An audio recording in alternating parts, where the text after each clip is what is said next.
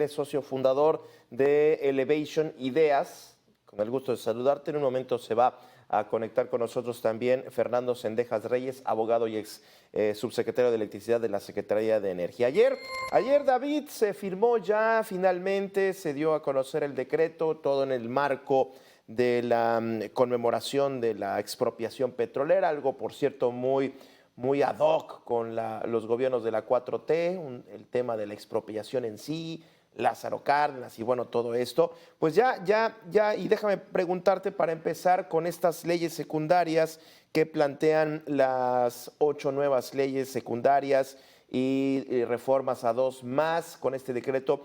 Tú observas desde tu perspectiva, hablando del sistema eléctrico, hablando de la inversión sobre todo, claridad, certeza de lo que se puede venir. David, bienvenido. Muchísimas gracias. Híjole, la pregunta es compleja, pero la quiero tomar un poco en orden. En materia eléctrica, relativamente sí.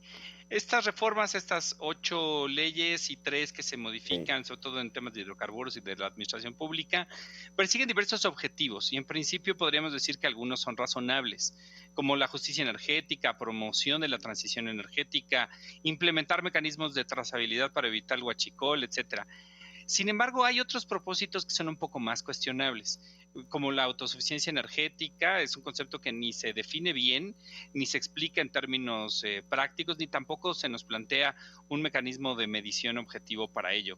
También el retorno de Pemex y CFE a un carácter de empresas del Estado plantea interrogantes fuertes sobre su eficiencia, su viabilidad financiera, que para mí es uno de los principales problemas, en particular en el caso de Pemex.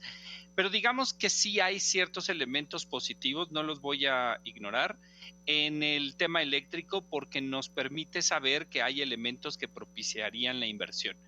El desafío viene en que la planeación vinculante va a ser posiblemente las cosas menos claras para el sector inversionista. No existe todavía planteado con claridad un mecanismo a través del cual la Secretaría de Energía, a través de las nuevas atribuciones, realizaría una determinación de qué proyectos caminan y por qué, cuándo corres o no el riesgo de que un proyecto que tú pongas sobre la mesa pudiera ser absorbido por el Estado. Y en general hay todavía ciertas incertidumbres que esperemos se vayan resolviendo a lo largo de que pasen las semanas y tal vez meses en el que se vaya publicando los siguientes elementos en materia regulatoria, sobre todo las bases del mercado eléctrico mayorista. Muy interesante, David. Le damos la bienvenida a Fernando Cendejas. Fernando, yo ponía el tema sobre lo que ayer se dio, ya David me daba su opinión en relación al decreto que firmó la presidenta Sheinbaum en el marco de la conmemoración del aniversario de la expropiación petrolera. Y si es que estas leyes secundarias, ya bien la comentamos hace un momento, ya es sinónimo de certeza la inversión, de claridad en las reglas, y ya David comentaba. Ahora me gustaría conocer tu opinión, Fernando, adelante. Pues falta todavía ver cómo lo va a recibir el mercado, porque finalmente hay cuestiones que no están resueltas en la legislación. Por ejemplo, el tema de la medición del 5446 que están queriendo ponerle para la generación. Desde la reforma constitucional de octubre del año pasado, o sea, hace 6 meses, ya nos habían dicho que la CFE debía tener prevalencia respecto de otras empresas en el sector eléctrico. Esa prevalencia pues la pudieron haber definido con mucha facilidad como que es la única empresa que puede hacer distribución, y con eso pues como que se justificaba.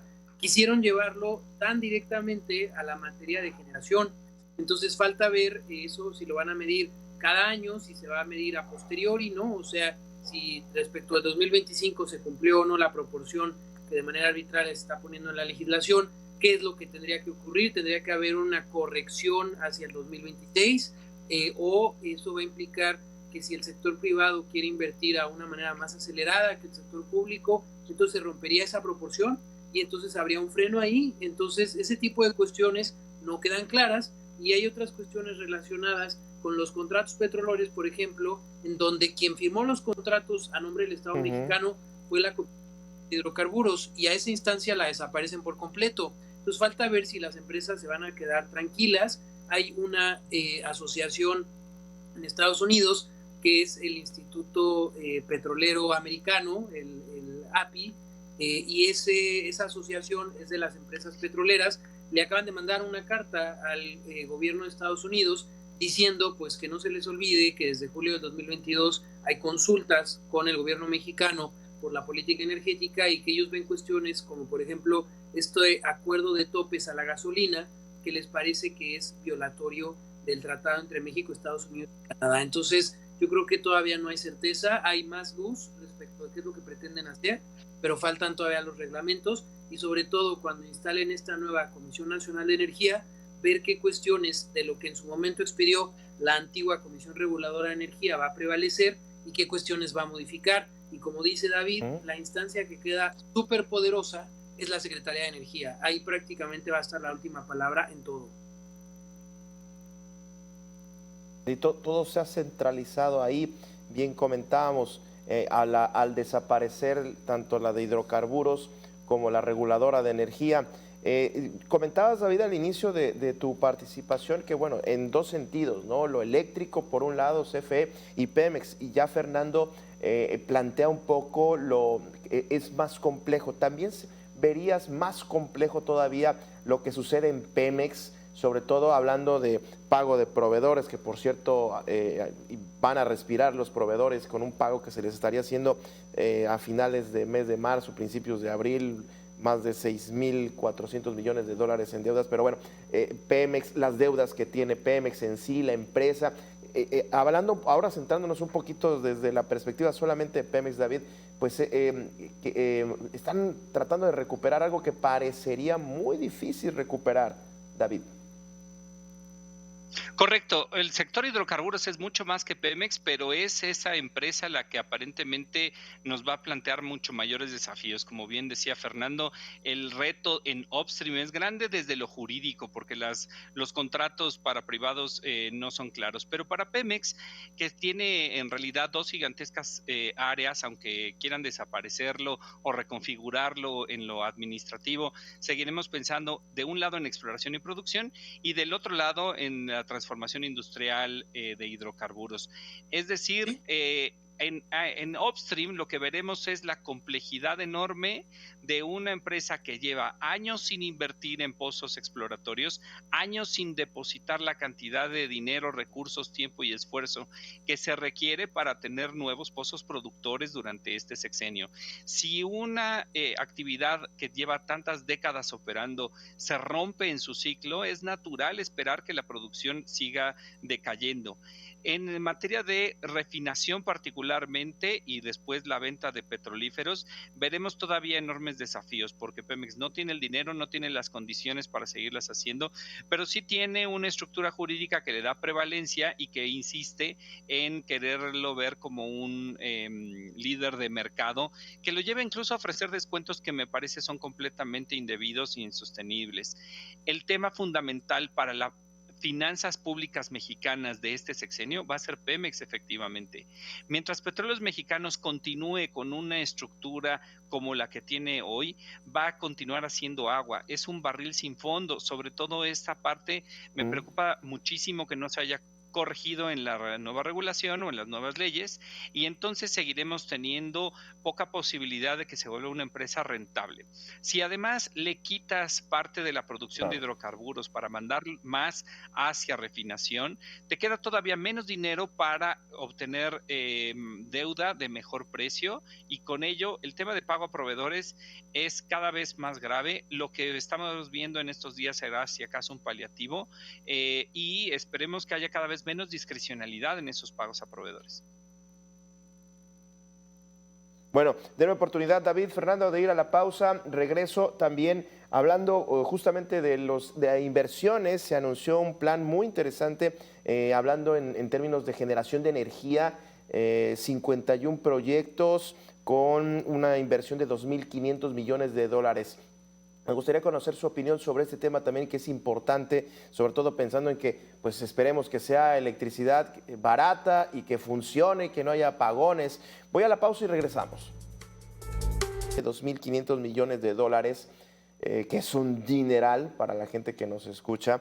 Son 2.589 millones de dólares para la construcción de 5 centrales eléctricas que estarían beneficiando a nueve estados de la República. Y me gustaría preguntarles desde su perspectiva, ¿cómo se observa este anuncio teniendo en cuenta, bueno, estas leyes secundarias, este nuevo esquema que se supone que la intención es dar más claridad a la inversión, darle mucho mayor flujo, pero sobre todo me llama la atención que en dónde queda la parte de transmisión y distribución de la energía. Y me gustaría regresar contigo, Fernando, adelante.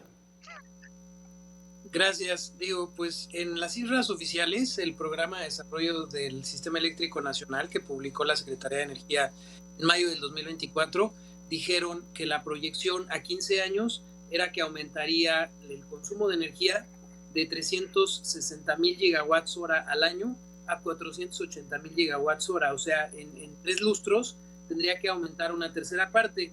Eso implica, por supuesto, no solamente que deba construirse mucha mayor capacidad de generación de electricidad para mantenerle el ritmo al aumento de la demanda, sino sobre todo también que exista suficiente capacidad de transmisión y distribución de energía eléctrica.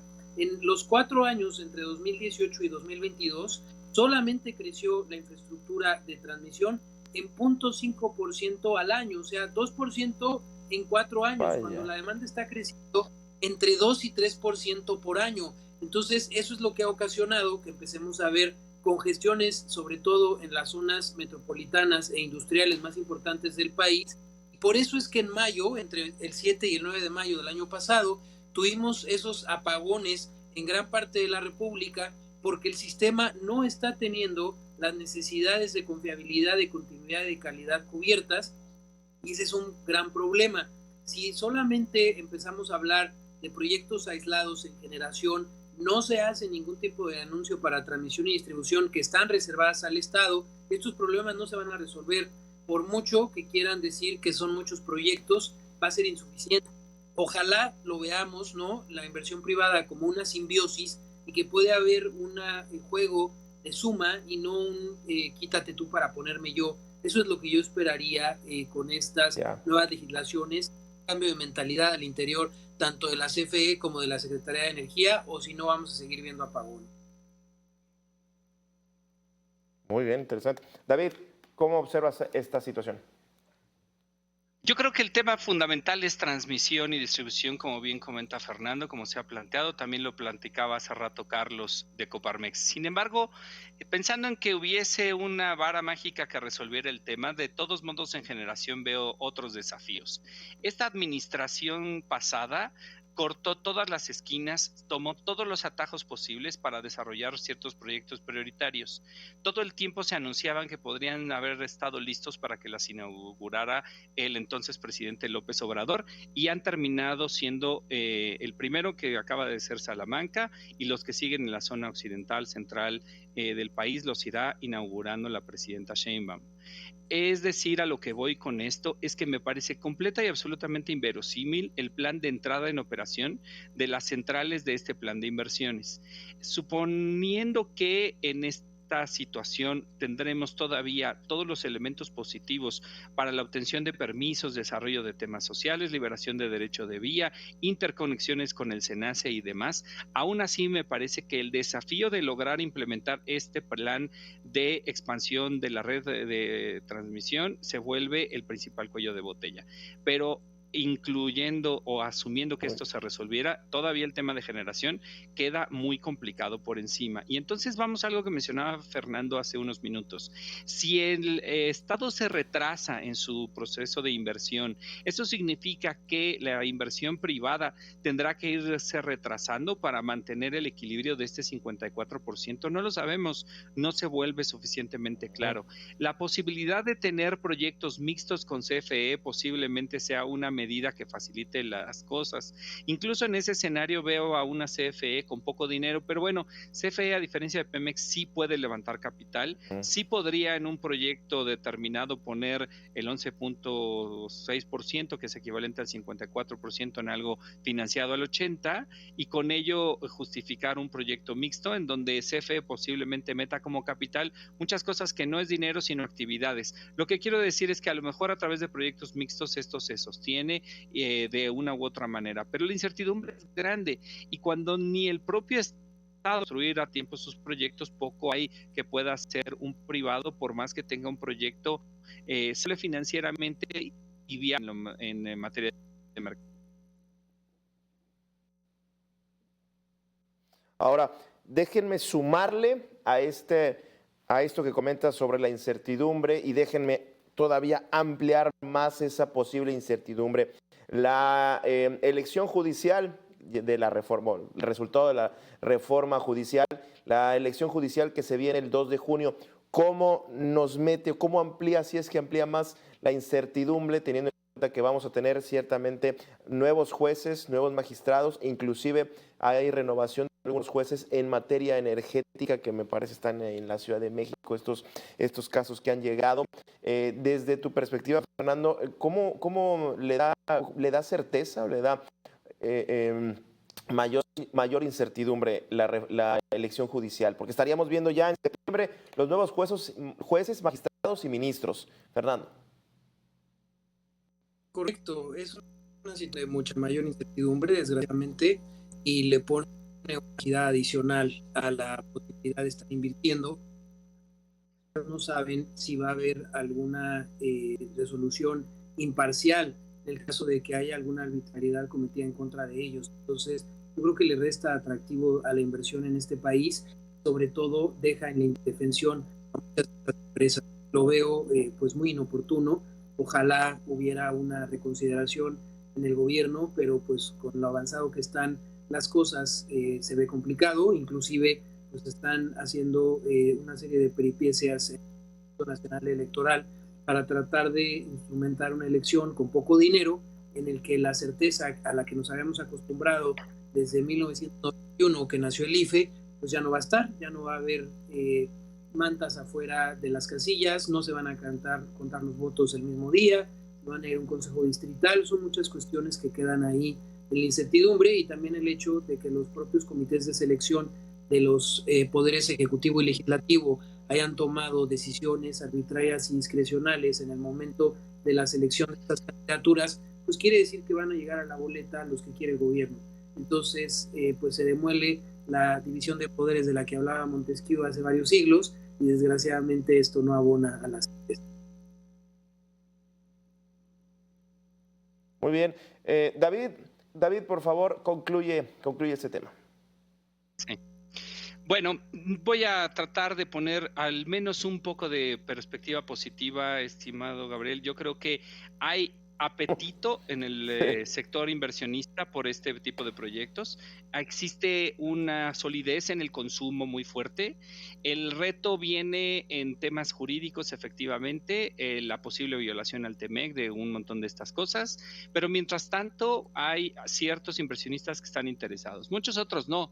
Muchos se están levantando de México, hay boards que no le dan a sus equipos dinero ni para comprar bases de licitación, pero otros lo van a estar intentando. Se espera cierta certidumbre en varios temas, por ejemplo, en el almacenamiento para proyectos limpios, se requieren baterías. Sí, bueno, pues esto es un servicio que requerirá una contraprestación, porque de otro modo los proyectos limpios dejarían de ser atractivos, por lo menos pierden mucho en este complemento. Diría yo, para cerrar, el sector eléctrico sí tiene ciertas oportunidades. En materia de hidrocarburos y petrolíferos creo que la cosa está mucho peor.